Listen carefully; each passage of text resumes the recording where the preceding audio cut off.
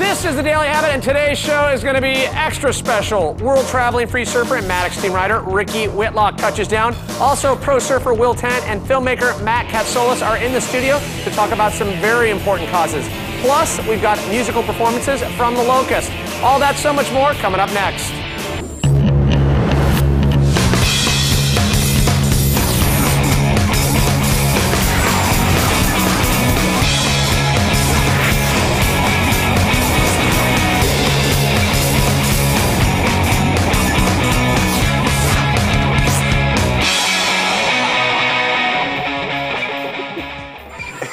Welcome, everyone, to the Daily Habit. How's it going, Pal Purnell? Joined by pro surfer Will Tant and Matt Katsolis. Welcome back. Thank you, Pat. Will and Matt, welcome to the show. First time. Welcome, Thanks for having us. So yeah, no cupping allowed. Sorry.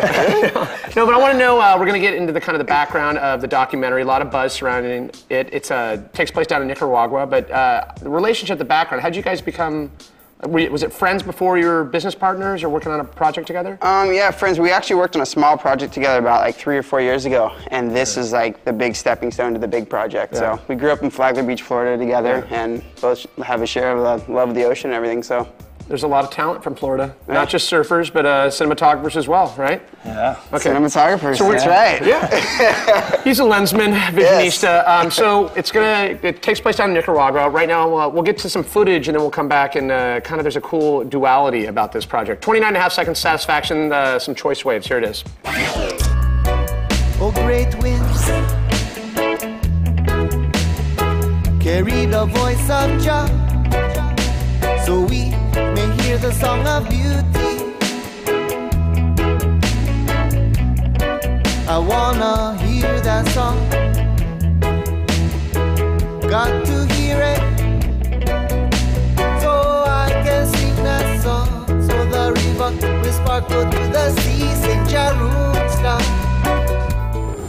There it is, 29.5 seconds of satisfaction, some reeling perfection. That's usually the impetus for people to, you know, get the passport out and go to places like that. But talk about, you guys went to Nicaragua to film Great Waves, but in the process kind of exposed the underbelly to the country, right? Yeah, we went down there to just search for waves. We heard about some really good waves, and we found just a humanitarian situation that needed some attention.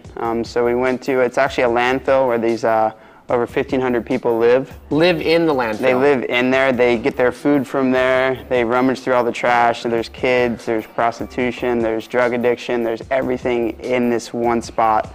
And it's absolutely horrific. And I've heard that they chase the dump trucks as they come in to get food and to get the stuff just as it arrives. Right? Yeah. It's like they comes in right from the city and they chase the trucks down because first one there gets the goods, basically, and they stand underneath it and rummage through it, and it's one of the most horrific things I've ever seen, or I think anyone who goes there. And I've heard you've kind of described it as post-apocalyptic. I mean, yeah, it's just sobering. Yeah, it was so foreign to us to go to an area, especially we just come from normal homes, families, a roof over our head, and to be in an area where you have to eat trash to survive, and parents will search all day for food for their children just so they can survive, and the entire place is on fire. The methane pockets underneath are on fire, so the whole time children, everyone who's in there is breathing in this caustic black smoke. So there's an urgency, we feel, to just get people out of there. Yeah.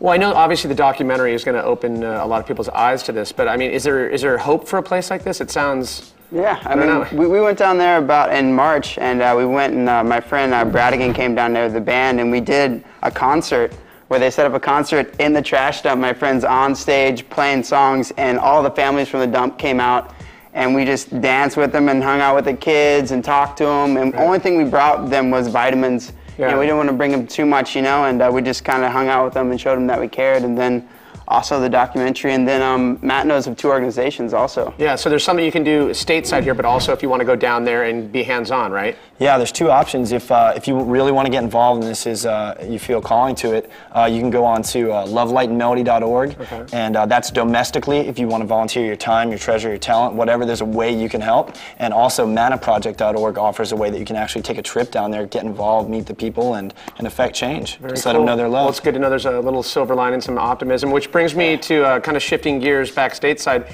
8 years in running strong Tommy Tant Memorial, right? Yeah. Speaking of great causes, tell us about how How it's been going? It's been going good. Last year was an absolute amazing year. We had 2 photographers come in, Brian Evans and Jimmy Wilson, and they showed their slideshows, and we had Bradigan play, and then the day of surf, like that on Saturday, the contest, there was surf. Everyone showed up. It was such a good time, such good vibes. We raised money for the scholarship and for the food donation center in Flagler. So yeah, half comp, but it's real more of a party. And it's a bro. Any notable mentions? No, any notable mentions? Like I know a lot of your bros, but people come out they come out from the woodworks. Well, I mean, I have to give mention to Jesse Howe and the fact that he's won it 2 years in a row. But then Noah Snyder came down, and then all the moms and dads that I grew up with show up every for the contests and stuff. And it's just turned into this huge celebration. Music, art, surfing, everyone's welcome. Yeah. And I forgot to ask, good friend of both of you guys, Matt Beecham, right? Yeah. Went on the Nicaragua trip? Yeah. Okay, I want you guys to stick around. We got a good musical act today, for sure. We're going to check right now in with Matt Beecham.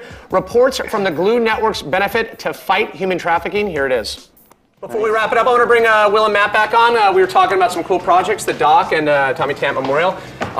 Bring everyone up to speed. How can people get involved in these things? Yeah, if you want to learn more about the documentary and check out its progress, you can go to aquafluence.com. And more importantly, if you want to get involved with what's happening down in Nicaragua, go to lovelightandmelody.org and themanaproject.org, and you can actually get involved. And Will, Tommy Tant Memorial, 8 years, going strong? Yes, going strong. Anyone can get information about the event at tommytant.com. There's videos and photos from last year's event and everything. So all the contents information will be on that website. Good stuff. We look forward to it. And as promised, you guys now back to perform one last time. Please welcome the Locusts with We Have Reached an Official Verdict. We'll see you next time.